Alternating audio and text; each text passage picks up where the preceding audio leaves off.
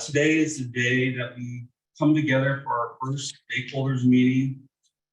As you can tell, I had separated our stakeholders into individual groups of 3. So this is the medical science adapt different nonprofit organizations that come together. Andrew, we can't hear you very well. I'm sorry. Will come and I will be right behind Mr. Miller. Let's also try. Sarah, you're just up the street now. Do you remember where that was at? You can hear me. She just like the. Do you remember that, where he said to go? Is it the microphone right there? What are you gonna do? Get attention to the owl with the. Stay right there, Andrew. We can hear you really, really well. Okay. It's like your cell phone. You have 5 bars right there. Don't move. There is a sound Okay. setting we saw yesterday. You slide the tower towards you, That's as far no, in towards you, and towards your face. like that. Yeah, there you go. Okay. It should pick it up fine. Yeah, it makes your face look bigger though. Oh, boy. Hello. Okay. Okay, as I was saying, thank you for being here and for those behind me as well. And I appreciate y'all being here today. We are set for an hour. We'll try for an hour. If we go past and for some reason you have to go, I understand this is being recorded. If we need to find more time for our stakeholders to meet longer for a longer period of time, excuse me, we will do that as well. But that will be a group discussion between everybody in this room and not myself.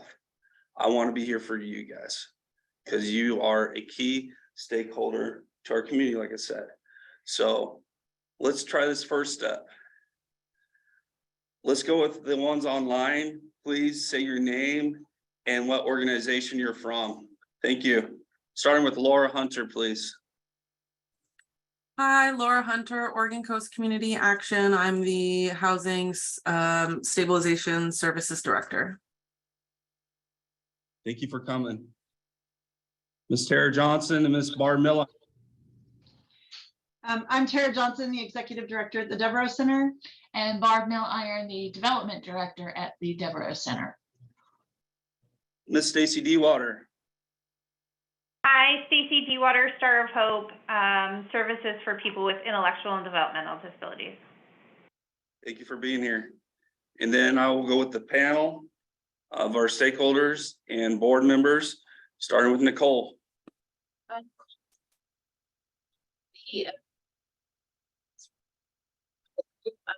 From the city of Coos Bay. Jessica Inglehe, the mayor of North Bend and Southwest Oregon Community College professor. I'm on the advisory board and I'm on the advisory board. And all the other things. Melinda Torres, what's my new title? Thinking, a supervisor of student support services for the Coos Bay School District, and I'm also the homeless liaison for the North Bend School District. Andrew Gross, housing director for Bay Area First Step. Scott Cooper, director for alternative youth activities, local schmuck. It's hard to follow that. Robert Moore, Commissioner at Coquihalla Indian Housing Authority. We can have more than one schmuck, it's fine. Amanda McCarthy, Director of Social Determinants of Health at Advanced Health. Oh my God. Juanita Epperson, Homeless Outreach for Adapt. Josh Summers, work Adapt also. Outrage. David Millard, I'm on the advisory committee and also from the city of North Bend. Lee Saltzgaber, Bay Area Hospital. David Giels, Enrollment Director at Coos Home Homes. And I would like to give recognition to Christine Sylvester from the city of Coos Bay. She is our note taker and she does a lot of great things for the city of Coos Bay, and I just want to honor her with that respect. So thank you. Thank you. So today we are here for our first meeting. As I mentioned before the meeting with some of our stakeholders here, today is a day And with also the help of Robert Moore on a few of these questions, that with his expertise in our community, that has made a job as well for many years. Today is a day that you come up with ideas, and hopefully that's just, there we go, there's a screen. Ideas that you have that could benefit and help out our homeless crisis. Yes, that's a big question, I understand that. But it's something that we need. And once we have a plan, and maybe we can bring it down to 3 items for the next month or whenever we meet, we then figure out how much will this cost? How much within the budget this will cost? So think of great ideas, and I know a lot of you probably have the ideas right now. And I would like to open up to the floor, whoever would like to speak first, and please speak very loudly for the owl to hear us. Who? The owl. Who? Good Yes, one. David. He That's might not be a schmuck in the I was right. gonna say, gotta earn that distinction. He's quite a hoot, actually. Anybody would like to start? All right. I have to listen to more of that. And we'll, So, you know, we have a lot of effort from homelessness. So from my point of view, it's more about, you know, is there other things that we can do? Do we need to shift resources? You know, do we need to be doing something differently? And, you know, we help fund a number of housing, including PHE House, you know, a lot of things through Barrier First Step. We fund a lot of housing through Columbia Care, and we're working with DCM on the North Bend, the Bangor School project. So we're trying to do that. We're helping developing a foster home with the Devereaux Center. So I think we're pretty well connected in this area. But, you know, if there are, and our funding is sort of what it is. It's not like I have new money coming in, especially with the state legislature looking like it's stuck. But if there's a way that, you know, we can shift and rotate for the common good, then I would certainly be willing to entertain those ideas. And also, you know, we have our mobile response team that is out. We've hired a couple of peers that are also a part of the team to do outreach. And we also participate with the Burn Grant, Measure 110 grant, which is also involving ADAPT, Bay Area First Step, the HIV Alliance, and Youth Era. So that's another effort that we're partnering in. So I think a lot of us in the community have been doing this work for quite a while. Even though, I mean, obviously, if we look around, there's still a huge unmet need as well. So. Can I ask a question? Go ahead, Madam Chair. I have a question about the mobile response team. Is that for individuals who are in crisis at the moment and then somebody's contacted? Or is it also outreach where if, say, you see somebody who appears to be experiencing homelessness and do like, so for example, I was driving earlier and I saw somebody with all their things on the sidewalk. And I thought, gosh, I wonder if they know what, you know, they might be new to the community. I'm not sure. I hadn't seen them before. And I thought, how do they get connected to know what resources we have? Right. Is that something that the mobile response team does? Maybe some, but probably not typically unless there's a mental health presentation or something that looks concerning. You know, that doesn't mean that there aren't other resources. I mean, you know, a lot, especially under the Burn Grant, there are a lot of folks out there in the community doing outreach. And it makes me think of how we could better connect those teams to somebody that looks like they're in need. I had the same thing. I don't know what's happened, but like there's a group of people camped out now in Coos Bay by the farmers market. I'm like, I don't know when that happened, but it has happened. Just recently. And I had thought the same thing, as I wondered if some of those folks that are doing outreach could maybe kind of do that. I would guess, just sorry to interrupt, but I would guess that the Coos Bay police officer who's assigned to do the homeless liaison is probably the one that will be contacting that specific group to talk to them about the city ordinance and what they can do and can't do. And at that point, he would also become a response, a resource person for them. So let's pivot over to adapt, because they meet folks where they are. Whereas the mobile response team is generally called in. And so these are the boots on the ground that actually fan out where individuals are. So do you all want to jump in on that question? So we met with them this morning and yesterday. You met with the group that's in front of, yeah, we did go. We are familiar with the ordinance, but I didn't have a copy in front of me. And can I ask, like, so how were you notified? We just drive around and we find them. Okay, so you literally. Grant vehicle, gas we can use. So we are on the ground here in the Tuesday. Drive around, meet people where they're at. Start partnerships, so the community partners reach out to Keel, Murder Point, Howard, Lakeside, and start with bands here shortly. But that's what we do. We're on the streets and we are engaging the homeless, helping them get stable, getting IDs, get them into services that they might need, maybe mental health or SUD. We contact all of our community partners. So we're there on the boots, and then we help them get resources, suppliers, pamphlets, hand out. There's a gentleman there that we're working with, and we have a teen housing specialist. And so he recently got his HUD voucher, and they made him arrest. He's about to be host, right? So he won't be there anymore. So that's kind of what we do. But we just roam around the streets, and we also have many of our community partners that call us when there's a situation. We work very well with this North Bend Presbyterian, North Bend PD calls me quite a bit. We hike out into their camps. We do whatever we can. So we've had success with finding them employment, as well as multiple success stories finding them housing. So there's a team of 5 of us, and we 6. The next person starts next week. But there's 2 for employment, 2 for tenancy for housing, and then 2 just strictly mobile out there.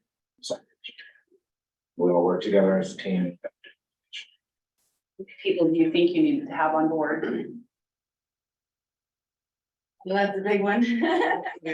So on a daily basis, yesterday alone, we saw 17 people. And out of the 17 people, we weren't really able to provide much to them other than food, socks, resources of where they could go. We do transportation. I'm an OHP assister, so I can set them up with OHP as well as switch their primary care over.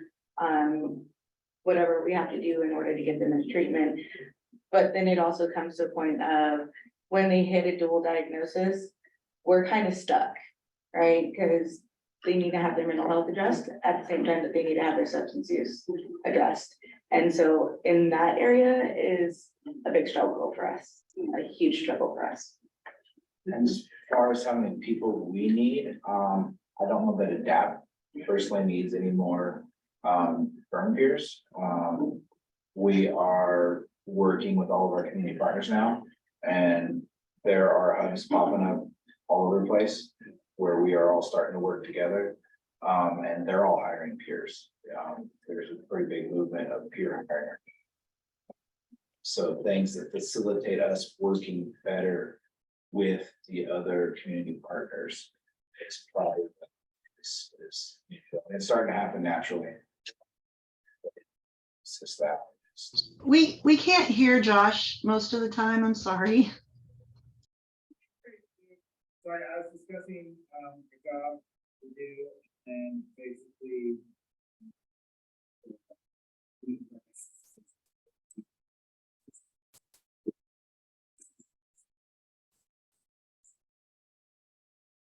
Now we can't hear him at all.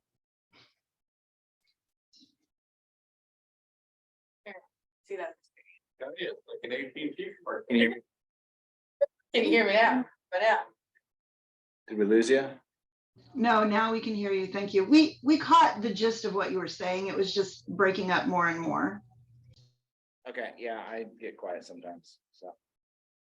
Yeah, basically just talking about what we do and then instead of there actually being more peers directly for ADAPT, just facilitating inter-community partnership efforts. And what does that look like? Like if you were to give us a design that would help us help you guys facilitate, what does that look like? Well, we've put together something that we're doing. Like I said, reaching out to the other towns, local towns, because we cover all of Coos County plus Reedsport. So now we are partnering with Barrier First Step, HIV Alliance, Youth Era, and Coos Health and Wellness. Coos Health and Wellness, and we meet up in Myrtle Point, and scour that town, and we have a place that we go, and then we go out to Powers, and then we hit Coquille on the way back. So we're just putting together more of that type of stuff. We do a lot of harm reductions, in Myrtle Point and Coquille, we have specific areas that we do harm reduction in. Naloxone training as well, and we help a lot of families who are struggling right now, so.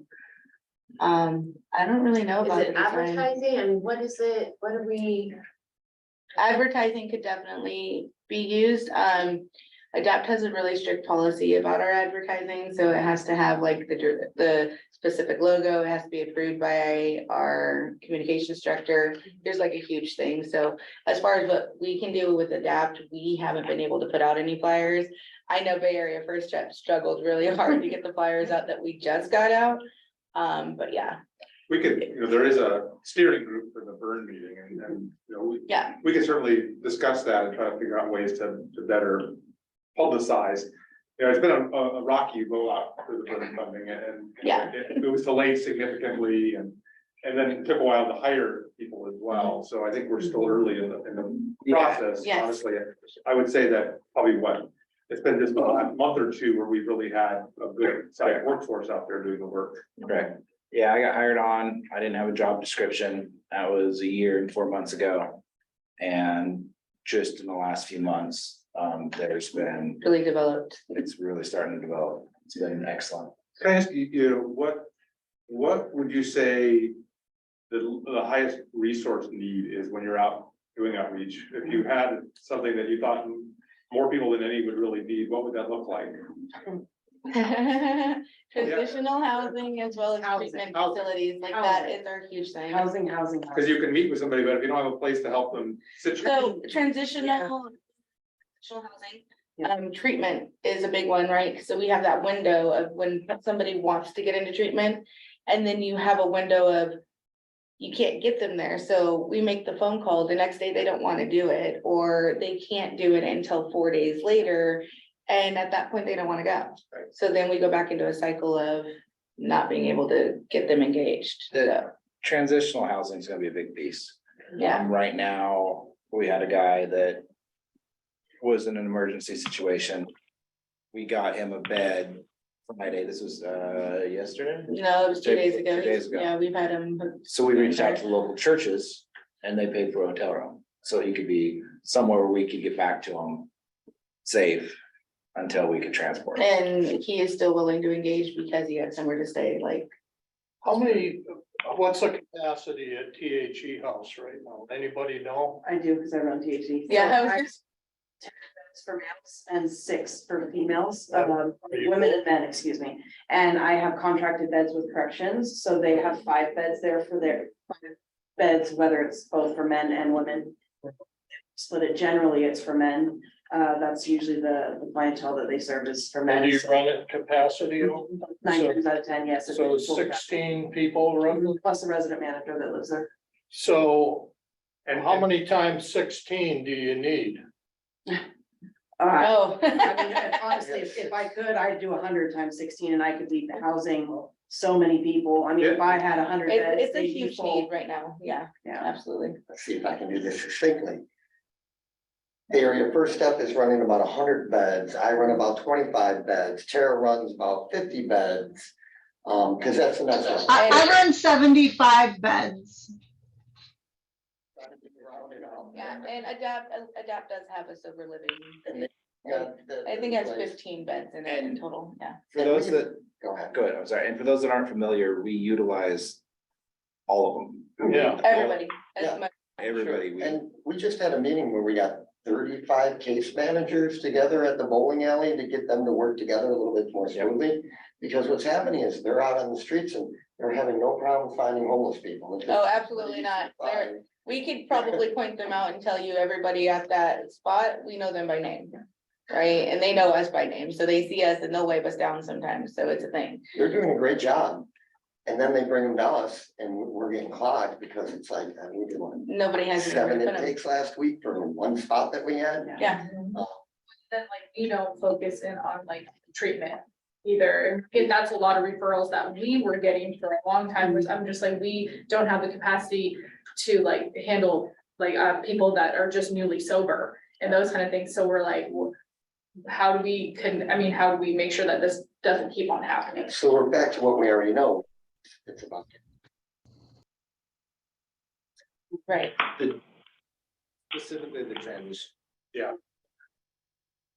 Might come down to some. Because I know as I try to bring on housing, I get stuck at some of those issues and getting places online. So we've been lucky enough to take on our new property that we purchased Yeah. actually with foreign funding, and it's actually construction has started. So that's gonna be another 16 beds on Vine Street above the Domino's. It's gonna be called Ocean Boulevard. So that's 16 more beds that we'll be able to use for sober living, for transitional housing.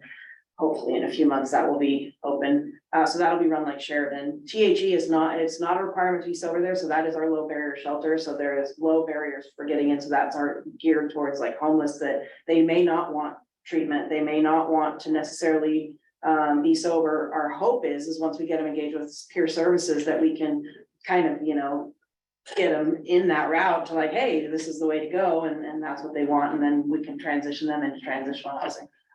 I know in the old days, the correction beds were for sex offenders. Is that still the Correct. case? It is one of the only places in Coos County that sex offenders can reside. Yes. And if we go back to their 10-year plan, which happened years ago, and we look at how many beds we've added on since we did that study years ago, we've done a great job as a community. Yeah. I mean, we What really I'm have worked hearing. together. I think maybe the problem is just growing quicker than we can bring things online. Well, and that transitional need was always there. It's just that it's become more of a need. And I want to give a lot of credit to Josh. We've got 30 extra beds going on at the mission that we haven't. Yes. Oh, yeah, they're almost full all the time. I There's mean, It's so awesome. yeah, they are great. Yeah. Do they do a transitional type of program? I don't really know. They have, it's sort of, they've definitely gotten broader about who they take. Yeah. So that's definitely the case. But I think people still have to leave during the day. Yes. Yes, they do.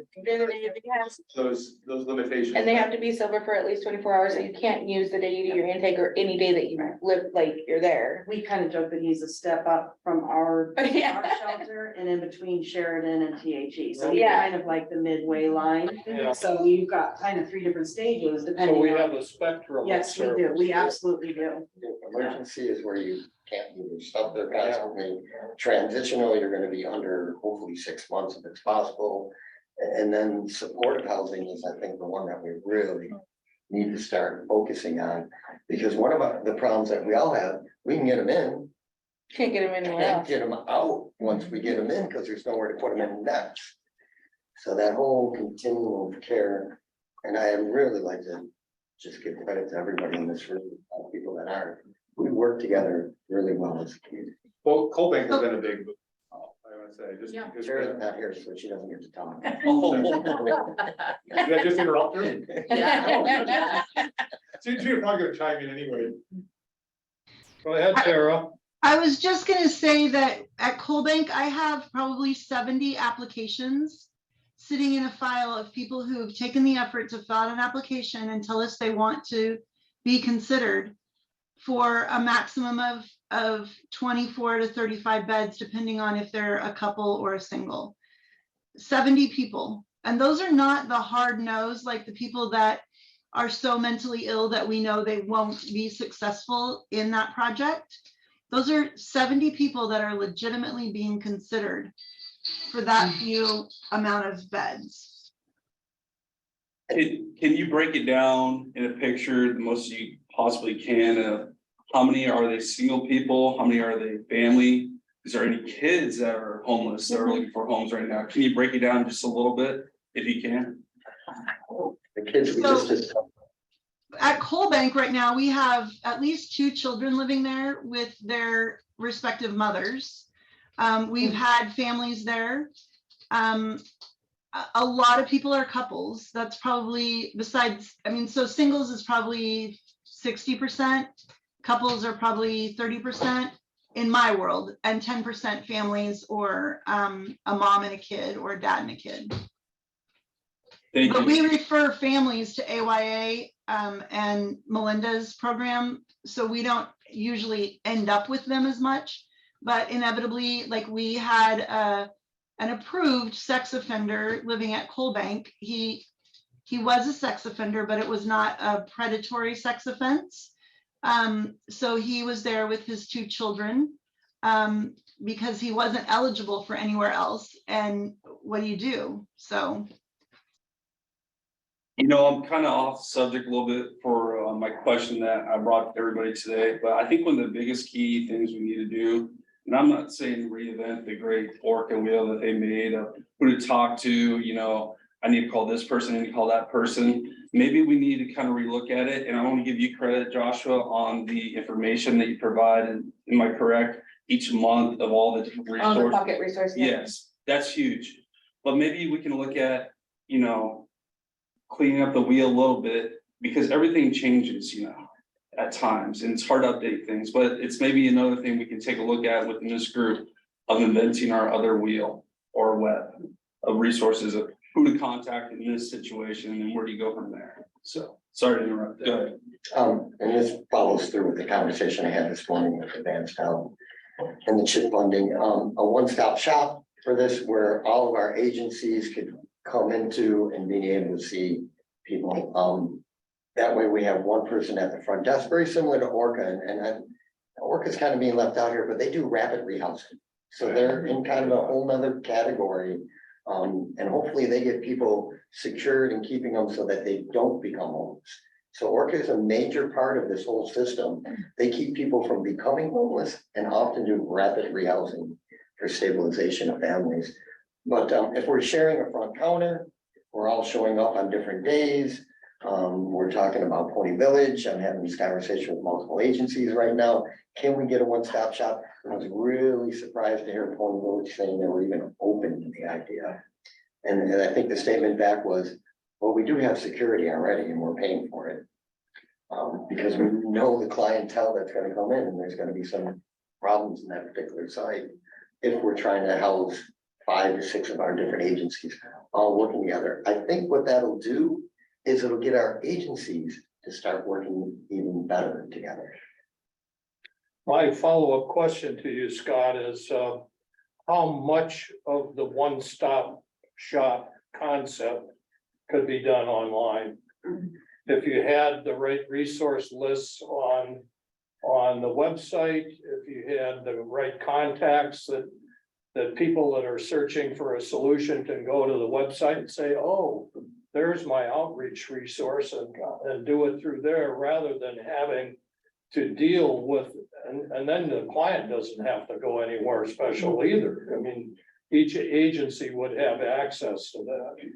Is that a potential help? So I'm gonna get myself in trouble and maybe pass it back to you. I think that the clients that we're dealing with, a lot of times need their hand held and a little bit more. But you're gonna be holding their hands while you're checking that resource list. Yeah, and that's where we need them insight on person. And we can also understand if we're dealing with somebody that needs to go to adapt, somebody that maybe can go to housing, somebody that's maybe elderly and we can put in a Coal Bank Village. Or has a medication issue, so you're having a healthcare person there who can start addressing those issues. Yeah. Most of our clients are not capable of doing the work online. They have to have somebody help them with the physical work, at least initially. They can graduate to being able to do stuff independently, but initially they have to have somebody picking up the phone and making a phone call. They have to have somebody hold their hand. A bunch of them are maybe not illiterate, but they struggle with forms and paperwork. So they may be able to read well enough to function in society, but more than a one-page form, and they're overwhelmed. We're dealing with people who are living their worst ever life, not their best life, and they've got very little determination in the moment to get better. So they depend on us to be that stability to help them, which is why online stuff doesn't work. Tara, I wasn't suggesting that it was the clients that were gonna use the on-site or the website services. I was suggesting that it was a clearinghouse for all of the people who do services in the community to access what they needed. We have a platform for that called Unite Us that we're trying to use, but it seems a little clunky at the moment. Actually, if you don't mind, I'm gonna have Amanda talk about it, because she's been talking about it for the last couple of weeks. I know she's talked to you, Tara, and Barb as well. Do you wanna talk about it a little bit? Sure. So the Unite Us platform is a community information exchange, and its entire purpose is to funnel referrals from one community benefit organization to another. Its job is also to close that referral loop to ensure that the patient or the client gets the services, and then to collect utilization data, which reflects the need, the capacity, and the services that our community has to offer. So the Unite Us platform is free to any community benefit organization in our service area of Coos and Curry counties, because Advanced Health has already paid for it.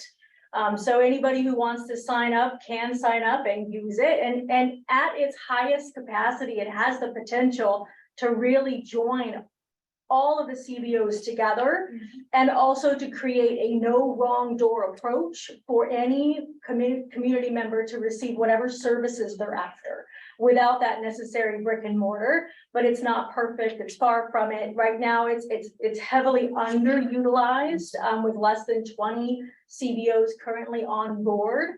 But we have, I'm working on, getting it out there, the demo environment, trying to get it out to as many people as I can and show them what it can do. Maybe. We've been using it for, Go ahead. I think, a year. Yeah. Yeah, or more. Yeah. So one thing I'm thinking right now is possibility, the next time we meet, I really want to see this program, and I think it'd be a huge benefit to our community. Have a demo of it. And go ahead, Scott. Yeah, I gotta say, I've been having a conversation with Mamone. Yeah. Yes. And we just went through some demo. One of the problems with Unite Us is it doesn't give us back our quantifying things for our grants, which means our funding streams become a problem. It will run a report, but because things gotta be hidden, we can't quantify what we're doing for our grants.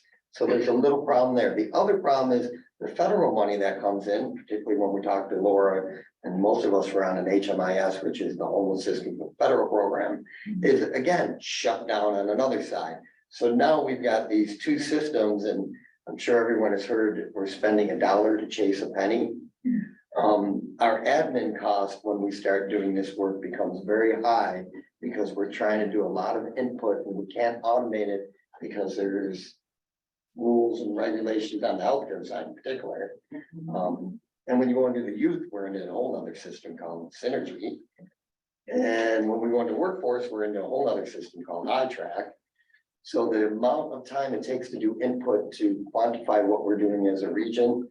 Me and Tara have jumped into a whole other system that we output CSV, re-input it to another system, and now we can at least start to quantify what we're doing for a region. So I appreciate all of your points, Scott, because I'm not an end user of Unite Us. I'm a demo user and a data collector in Unite Us. So hearing how it is from your perspective is highly valuable to me. And so what I do is I work with our implementation team and people like Mamone to take that feedback and say, this isn't working for our end users and we need to try to fix that. And so hearing that the data, and I've heard this before, isn't really giving you what you need, that we can probably do some work around. And that's probably what you're talking to Mamone about as well. But just know that it doesn't have to be, this is just the system and that's all it is. I feel like there's really room there to push back and say, these are what we need changed from an end user perspective in order to make it worthwhile for us.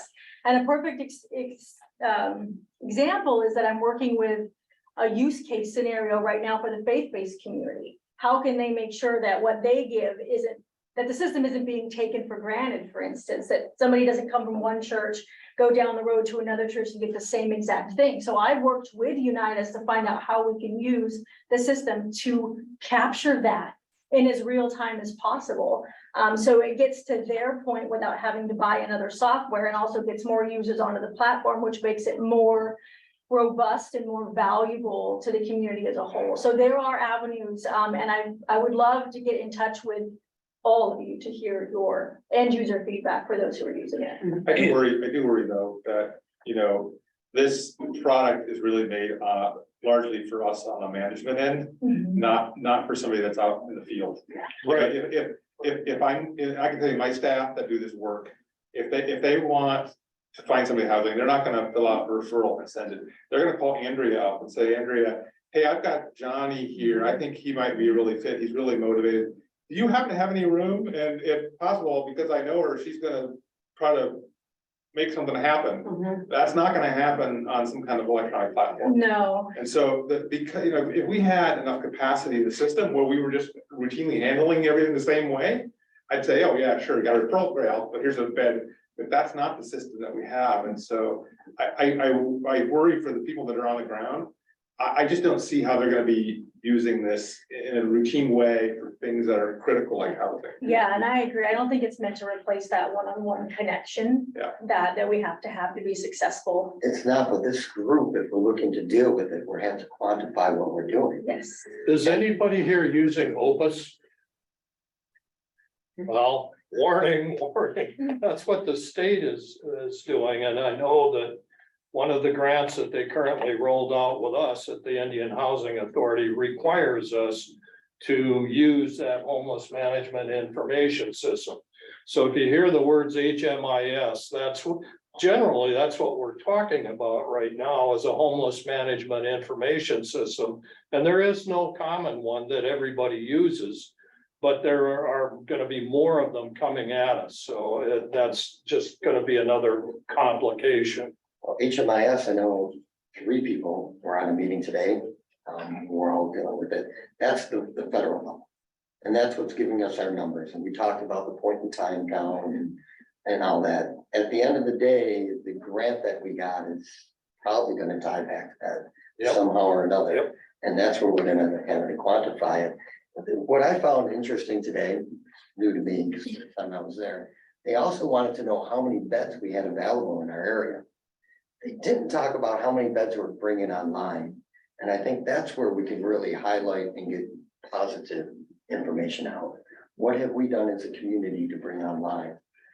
Because we've done a great job. You've done a terrific job since I retired, you know. Only because he gave us his 10-year plan when we started. That went on the shelf. Oh, no, me and Tara read it and we've been working on it for almost 10 years. Does anybody online have anything you would like to talk about? So we have, like like Scott alluded to, we have a program that is comprehensive. It collects all the information. It tracks every single visit. It allows me to go and put the information that's needed into HMIS. It's inexpensive, $300 a year for a nonprofit, and I am totally willing to bring other organizations online so that we can collaborate, instead of trying to add another program. Like it's very hard for me I can't give up my program and to go into Unite Us, then I have to duplicate my information, like Scott said, 3 times. So I agree that we have to find a better way to share information. I want to make sure that if I give somebody a $20 gas voucher, which isn't really a voucher, but if I give them $20 for fuel, that they're not going and hitting up Pastor Ford at Harmony for fuel money, and that they're not also connecting with Advanced Health for fuel money, and subsequently getting a whole bunch of fuel that they can just sit and burn. But the referral-based system isn't going to address that problem, but Kintone can address that problem. I've got no interest in Kintone. I don't get any kickbacks, but I'm just saying that I think that trying to push against Unite Us, I understand that Advanced Health has paid for it, but I think that we need to maybe do a little more collaboration and try to find something that's actually going to address the total need. Juanita could have the app on her phone and she can sign that she connected with somebody. Adapt could have an app on their phone and they can say, I met with this person, so that we can, as a community, track an individual through all of the services that they're connecting, through each phase that they're in, whether they're in Empire this week and downtown Coos Bay next week, and they end up in Myrtle Point the following week. We're not going to lose them. Right now, we lose people all the time. A big part of Juanita and Josh's issues are they lose people. Somebody says, I'm interested in treatment, they get them a bed, and then they can't find them. So by finding a program that everybody can use, I think we would see very quickly that we would be much more successful as a community, because we would have all of us being able to share that information, even if all we can say because of HIPAA is, I touched this person today. I saw Tara Johnson today in downtown Coos Bay. Tomorrow I saw Tara Johnson in Myrtle Point. Next week I see her in Lakeside. Like, that information is valuable and tangible.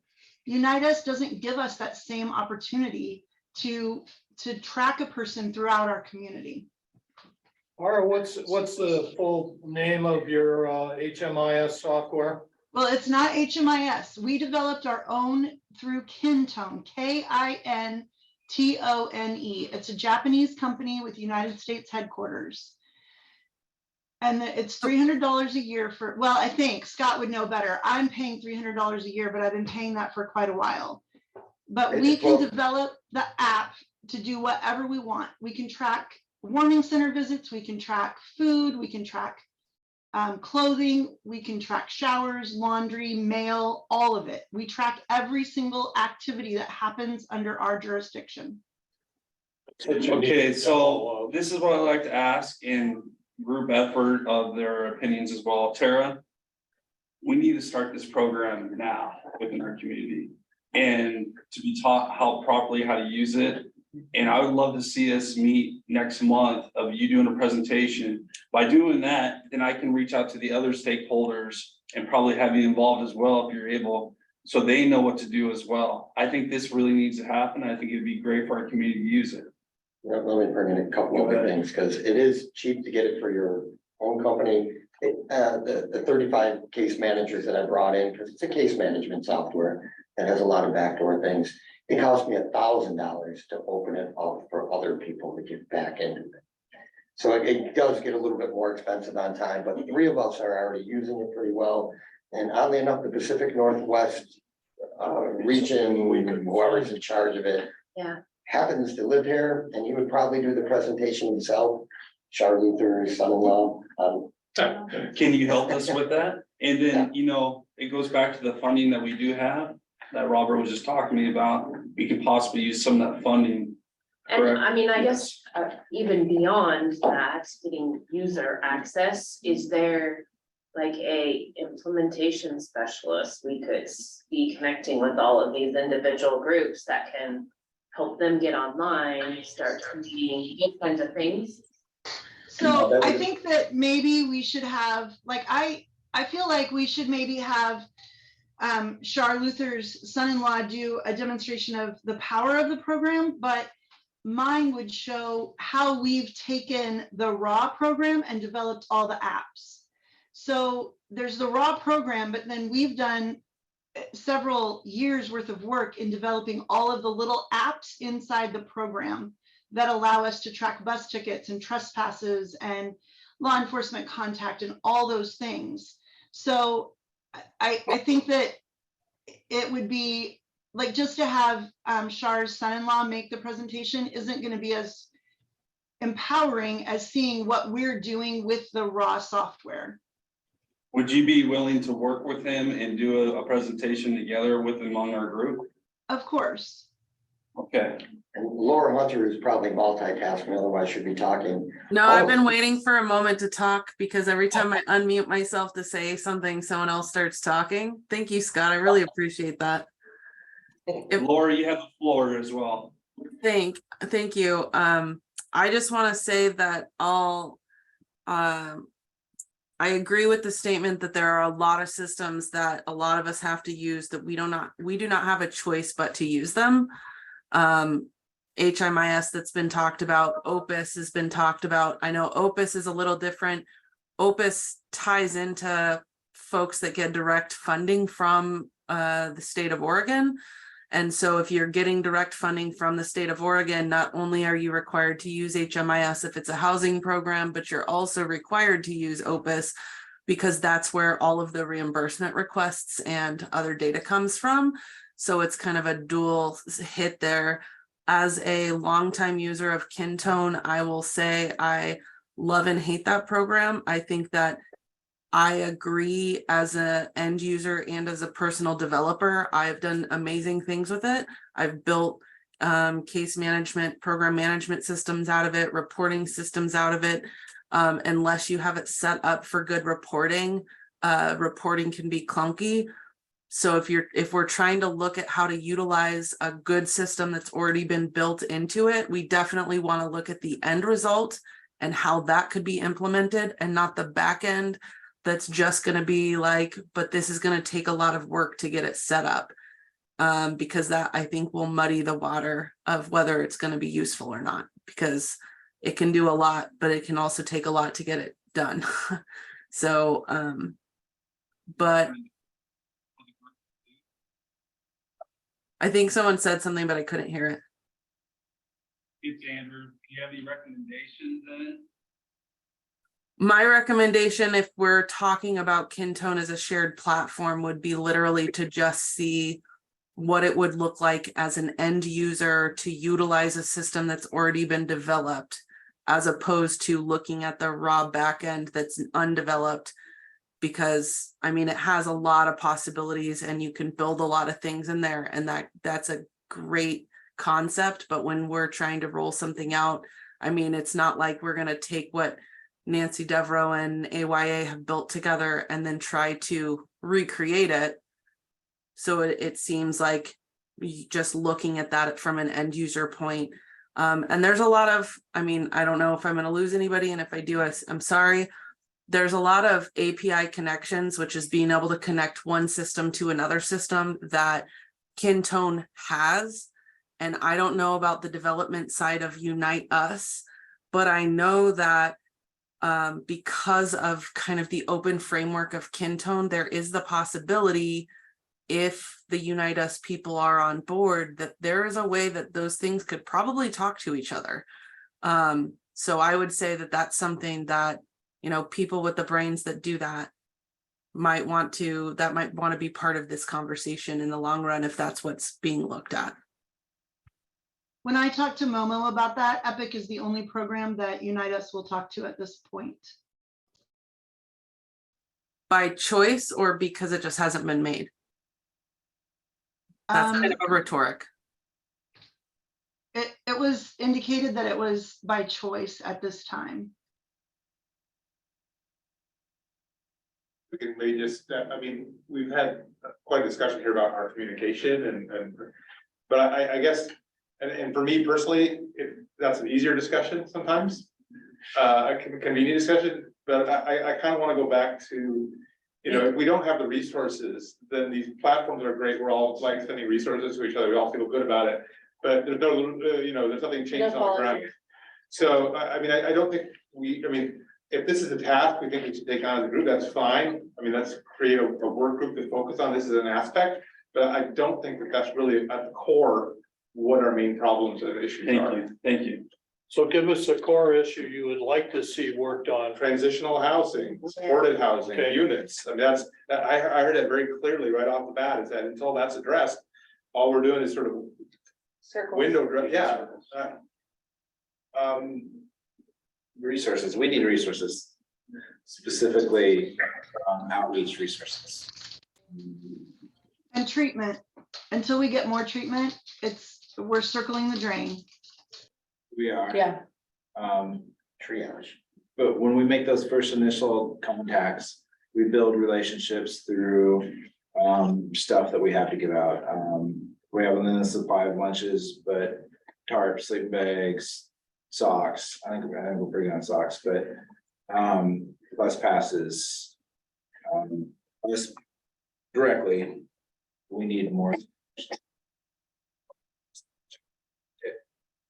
Down to 2 tarps and 1 blanket. Buckle, things of water, Anyways, tampons. but that builds that relationship and keeps them sometimes stable enough for a day or two to re-engage.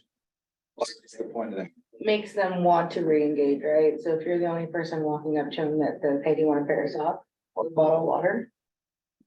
It builds a, starts to build a. It builds a transaction between them, and so then the second time I go to them, They're like, hey, then now we can start having a conversation, right? So the third time, we might actually have a conversation about, hey, so, like, what's going on? And they might actually tell you, right? You'd be surprised at how many people want to tell you that they don't have a drug addiction, but they do want to go get it back on their or not on their sorry, on their meds, right? So that's a big thing. And then it becomes, I want to go do this, but they don't listen to me, right? So because I'm homeless, they don't listen to me. So then I go in with them, or Josh will go in with them, and we will advocate for them, and we will say, well, and then when they start feeling like they're being ignored, we start jumping in there and being like, well, that's not what he's here for, right? So he's not here because he wants to go get a pain med. He's here because he wants to find out why his back is seriously hurting him, right? So then we can build more trust with them. And eventually he'll go into, I want to go to treatment or whatever. And that's something specific to us. Yeah. You know, it's a small. Well, that's what when I was asking earlier, like, do you feel like you're fully staffed right now? Is that what you need? Is that you need that one, this is about the relationship building, the one-on-one, the peer support. Like, if you had 10 more people on your team so that you could, you know, be with somebody through the process, that's what it's going to take to get somebody through the system. Is that not, you know, trying to leave a better word than a handler, but somebody who can move with them, a coach. I think they're saying though. I mean, it's not necessarily that we need more people, right? Because Barry at First Step has like 30. We have outreach teams. Yeah, too. you have outreach, We have yeah, and outreach. HIV Alliance has outreach team. So you have enough It's necessarily about the resources that we have to provide them. So I think enough outreach people are starting to come on board. Mhm. I don't know if there's enough. I think there's all kinds of venues that they're gonna get plugged into. CRMs, PSSs, traditional health workers. It's definitely becoming a thing. But you all need something to hand out to the resources. Need an end result. To be able to be effective in those roles. Start the relationship. And this is a pretty It's a powerful lacking area. area. If we're gonna make something happen on a larger scale, I think we've got great teams on the ground doing incredible work, but no place to hand them off on. A group this powerful, we should be looking at housing development, how we can bring more units online. So maybe that's something that we could do next month, if that's okay. Is everybody okay meeting once a month as a group? And then also, I'll talk with our great cities as well. If this size doesn't work, I love face-to-face. If this size doesn't work, maybe we can see if North Bend City or Coos Bay City Hall is open, we can have a little more space. Is that okay to look at that too? Yeah, absolutely. But anyways, that's something that we should talk about, and maybe, I'm not saying for homework, but for the next coming meeting, maybe we can bring some of those ideas together and start like what you just said. Since we have our great stakeholders here as well. And David, I know you had something you want to say as well. Well, I just wondered if the people that are doing the work would put together a wish list of what you all would ideally want, that we would kind of see what it is. I mean, I agree. I mean, we spend a lot of money on blankets, sleeping bags. Oh, yeah, we go through those. That's a huge That's the thing, part of but our way to interact, connect initially. And I assume at some point though, you're also saying it needs to lead into It leads into housing, it Right. leads into wanting to be somewhere. I mean, most of the people out there don't want to be out there. They're out there because they've had no other choice. Or they're ridiculed, right? So that there's a stigma around homeless people, no matter where you're at. So if we found them transitional housing, supportive housing, treatment facilities, we would have a huge turnaround.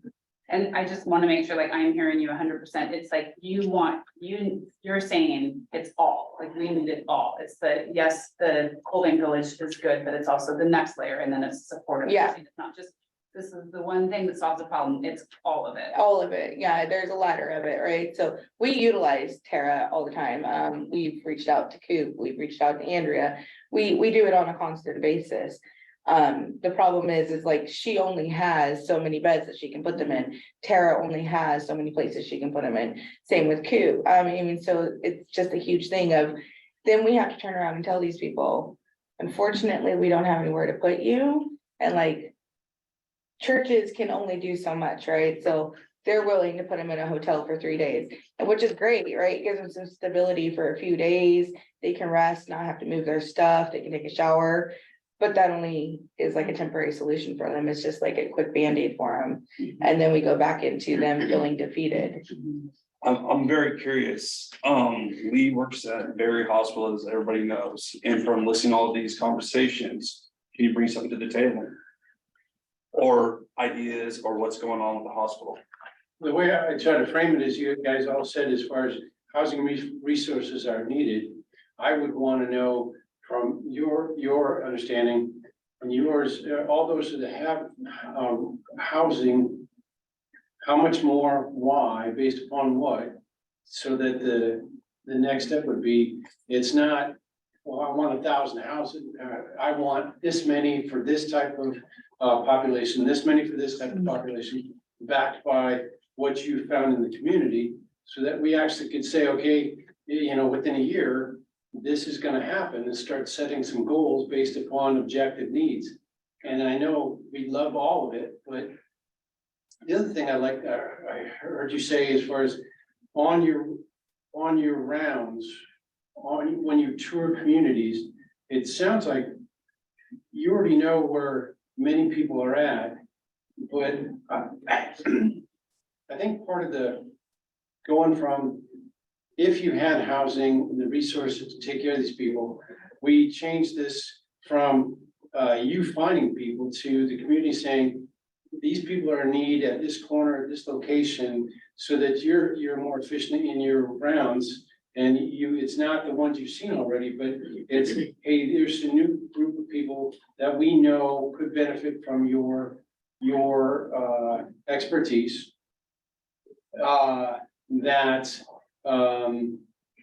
Again, it would be, the advertising piece would not be, hey, they're, you know, we gotta go off the street. It is changed stigma to, we've got opportunity to help these people and get them back on their feet.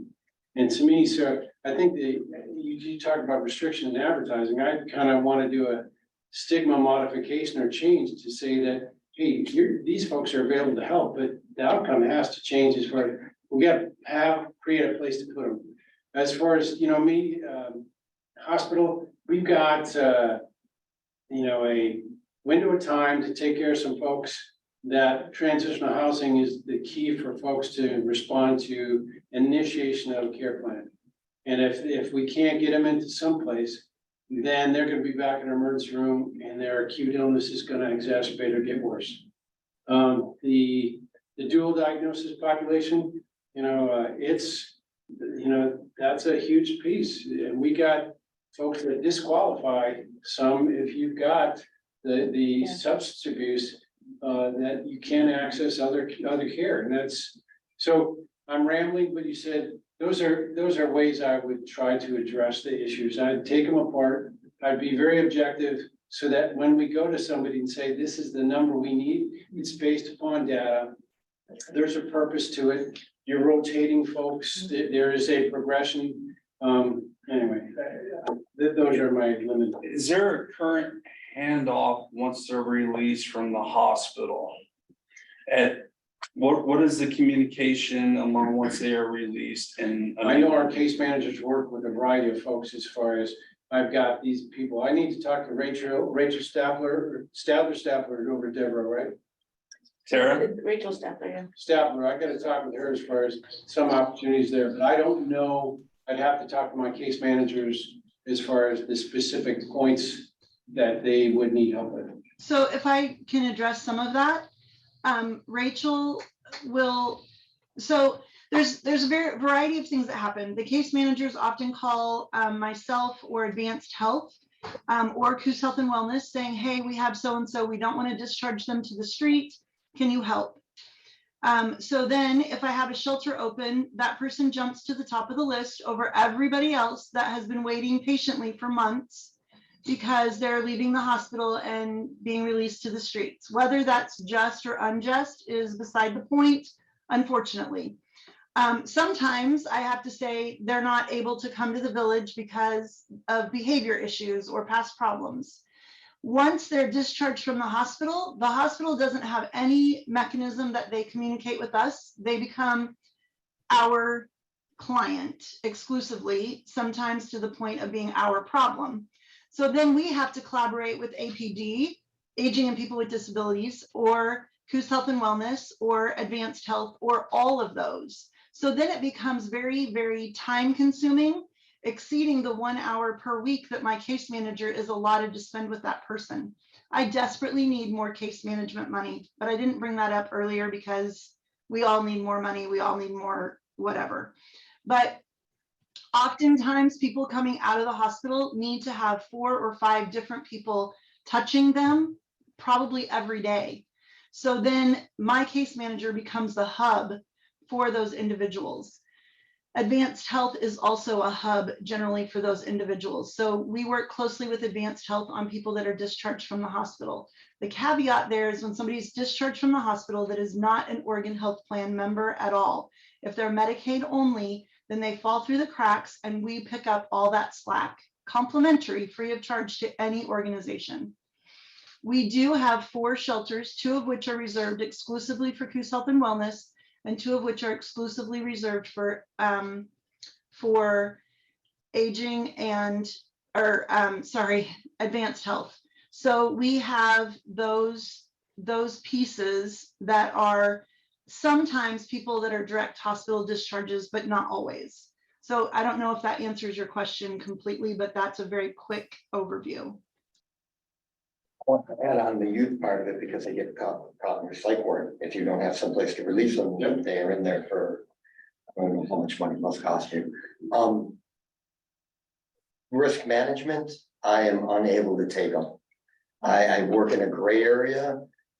Self-harming youth coming into our facility without 24/7, and we don't run case management as a 24/7 because that's $250,000 a year job right there. So I apologize for not being able to do that. We're on the phone all the time. I don't know what to do about it in the community. We've talked about respite and a whole other group.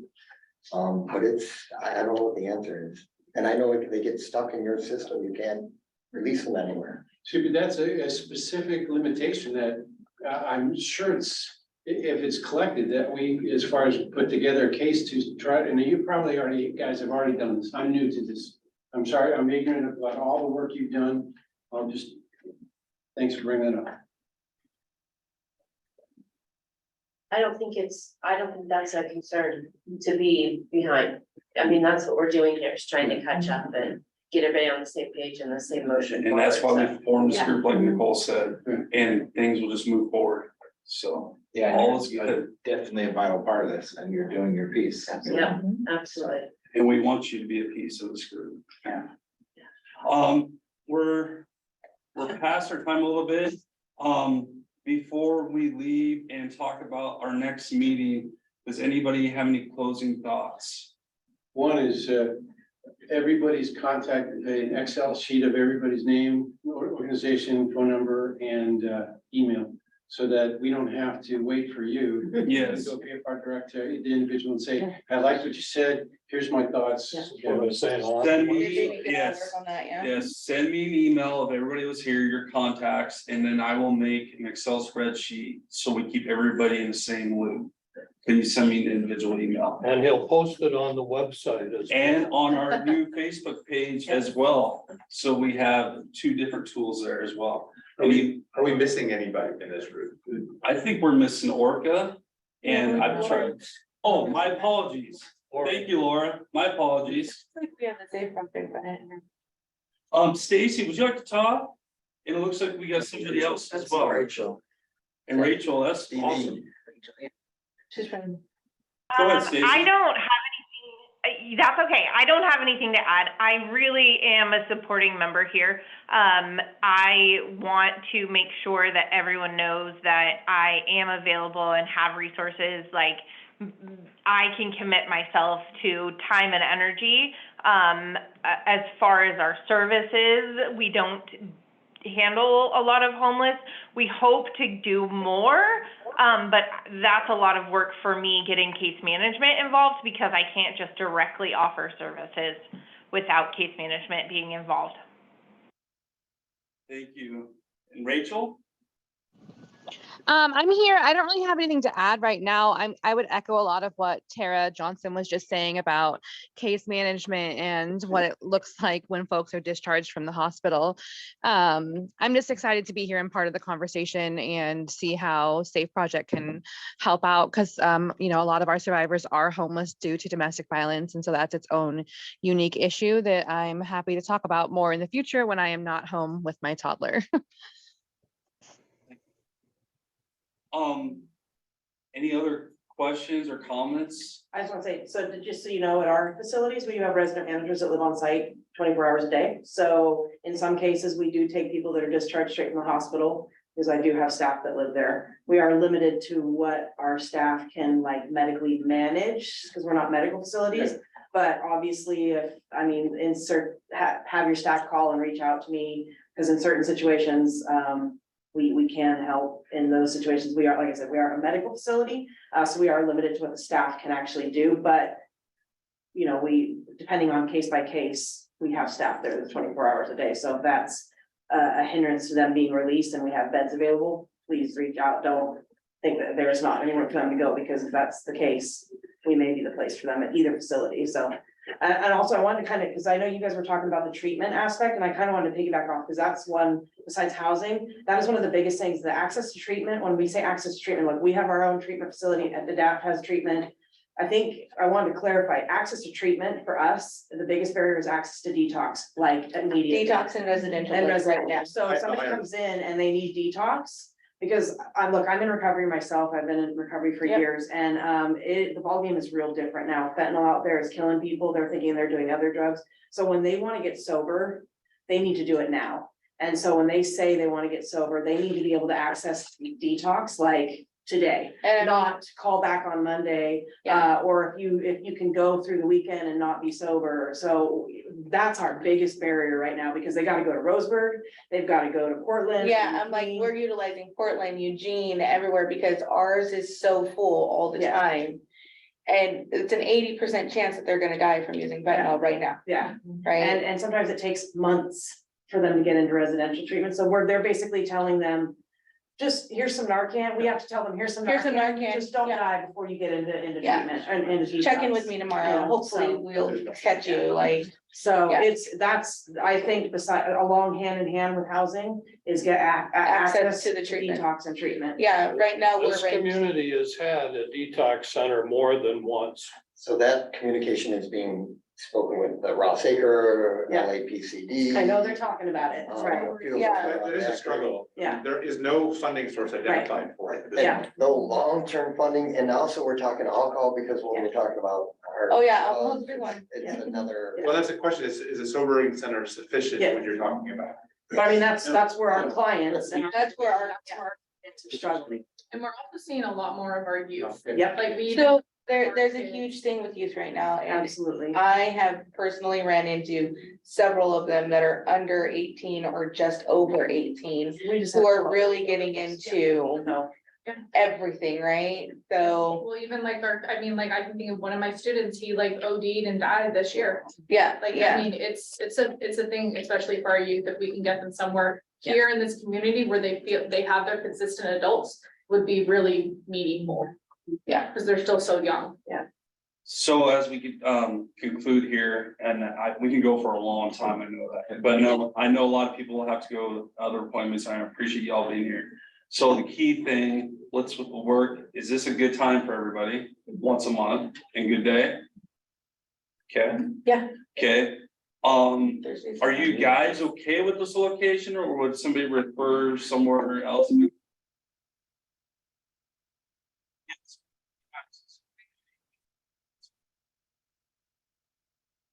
Audio cut out and we can't hear you.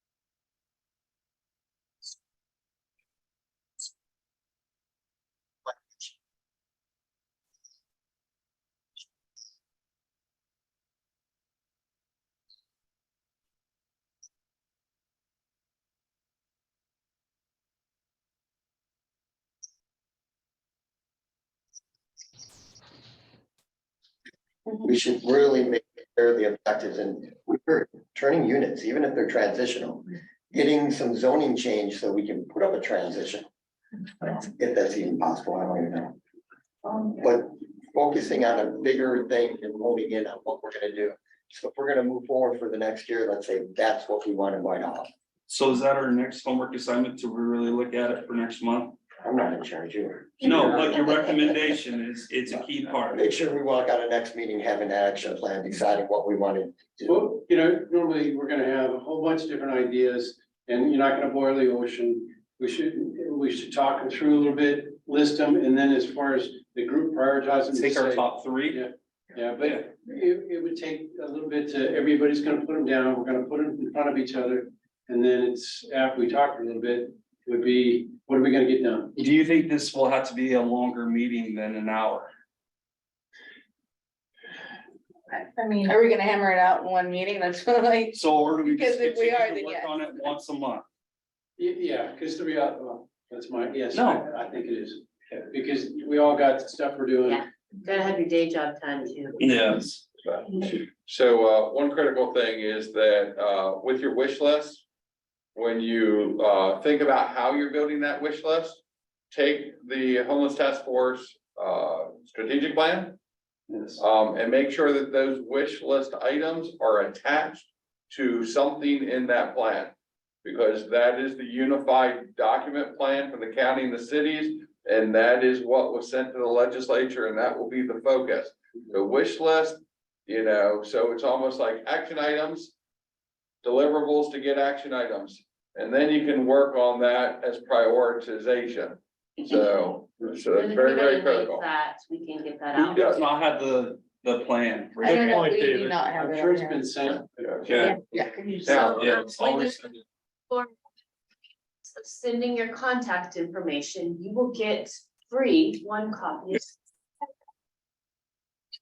Go hit reply and attach it. The second thing is that, obviously I'm talking about the strategic plan. So, we're an advisory committee.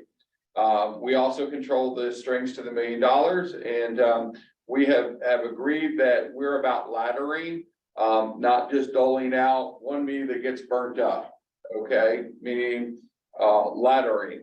And so, a couple strategic things that the advisory committee has done is we're seeking right now a grant writer, because in that strategic plan was a whole lot of grant opportunities that were identified. But we recognize that the agencies don't have capacity. So we are seeking to get under contract a grant writer. And so as we prioritize from the strategic plan initiatives to go after, we then attach them to grant opportunities. And then the grant writer commissioned through us will work with whatever respective agency or agencies to submit those grant applications. If there are matching grants, we look at in-kind from the various agencies and potentially matching from the $1 million. On the housing side, same thing. We know that we can't go after housing because in order to apply for some of this funding from the state or the federal, generally things have to be shovel ready. So the advisory committee is now seeking and looking to hire a project manager. So as we identify potential projects and identify potential funding, we'll have a resource that will work with, again, the agencies or agencies.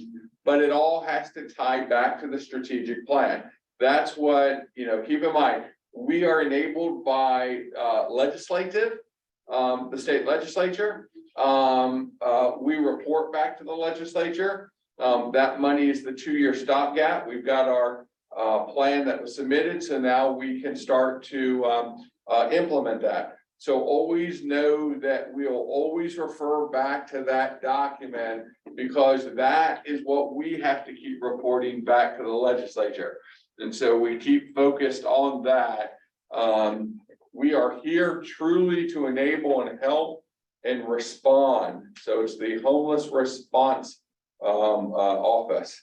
Yes. Okay. And then And I'm sorry that there's not, a name on the door. How come is that? It is in college hands and I'm just waiting. Well, whose hands? The college's hands. To get a nameplate on your door? I'll talk to her, Madam Mayor, after we're done. Just call me, man. I'll make a phone call. there I'll is get you a nameplate next week. And just as a reminder, that strategic plan was done through a collaborative process with the community. With all of the Many you agencies. people participated. So, but now that's the standard at which will be graded for Yes. this pilot. That's your and 10-year homeless plan. It's the new one. Yeah. Well, I appreciate everybody being here today, especially those online. We will look at the same date and time and hopefully the conference room, and we'll have it all prepared. Thank you so much. And if I don't see you before, I will see most of all of you on the 20th. So thank you so much. And thank you again for those online. Thank you. Like a group photo of all of us.